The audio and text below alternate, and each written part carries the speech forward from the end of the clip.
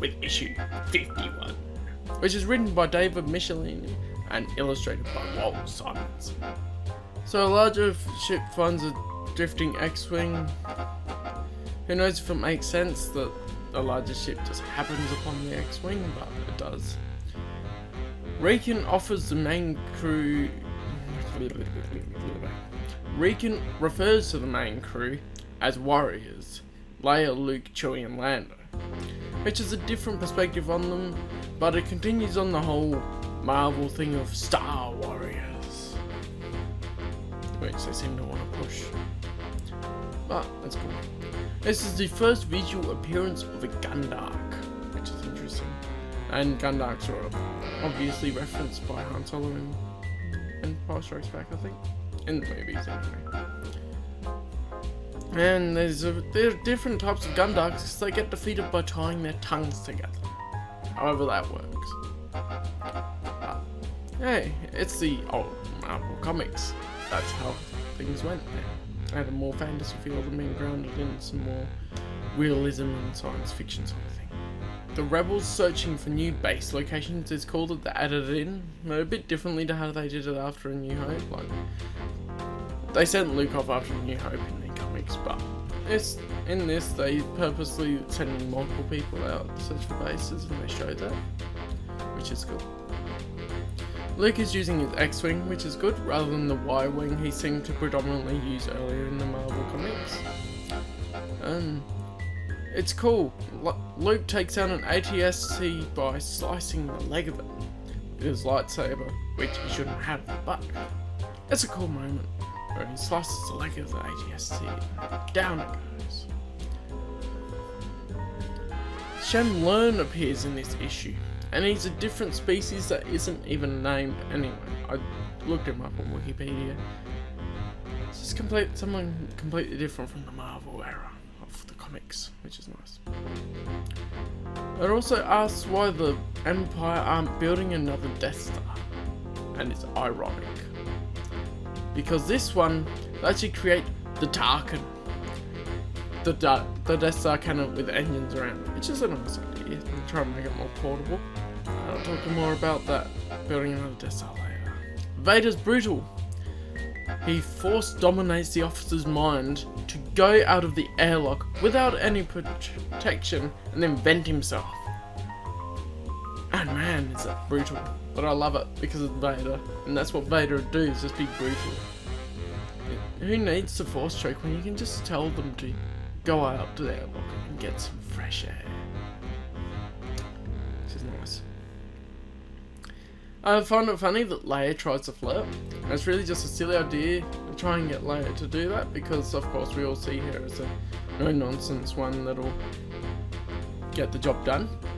And of course, as she does, she ends up punching the creep. And it's an Imperial officer that's a creep, and it's fun. And it's also fun to see her in that sort of situation, because the adult themes are pretty obvious, and I didn't know that they actually went this adult with the original Marvel comics. Of course, I should have got a clue from some of the earlier issues, but still. To go into all of this flirtatious and kissing and all of that is something that is a side of the Empire that I haven't seen yet. I haven't seen it in the novels, in the Empire at least. Other than some slight illusions or some things I might forget, because lots of content. But to have it this early in the timeline, that they're actually going into these adult themes, is cool. It's good to see they weren't shying away from it. And in this issue, Luke first uses a mind trick successfully. So it's showing his progression in the Force, and it's also showing that he can do that. Whereas in Rebel Force, he tries to, but then fails, which is interesting. And that's the young readers series of novels. And then it shows the Tarkin. And then it shows basically the round thing with the thing on the end. And then looks like just there's nuts on the end of each part, like there's screws and then the nuts on it. I like that there's a faction inside the Imperials that are against Vader. It's cool. And it shows the Empire still wasn't completely unified. even under the Emperor's rule. So, issue 52, written and illustrated by the same people, although I think Tom Palmer's inked things, and when they've sort of penciled and inked, I've sort of put them together as the illustrators, so Walt Simonson and Tom Palmer. There's the first appearance of Hocker Leg. Just a fucking name. That's a planet, I believe. And Lando trying to prove himself by stowing away is an interesting choice. So he stows himself away in the Falcon to prove himself to the rebels, because they still don't trust me after the Cloud City stuff. I love how Chewie just throws a stormtrooper at the generator to destroy it. Who needs bombs and stuff? All you do is pick up a stormtrooper and throw it at him. That's good fun. And Leia is a badass taking down stormtroopers. It's cool to see. Because they just get heaps and heaps of stormtroopers basically, and they're taking them down left, right, centre. It's not as believable, but it's fun. And also Vader is a badass. So Luke tries to vent him, so he opens the airlock. And he has a spacesuit on, of course, but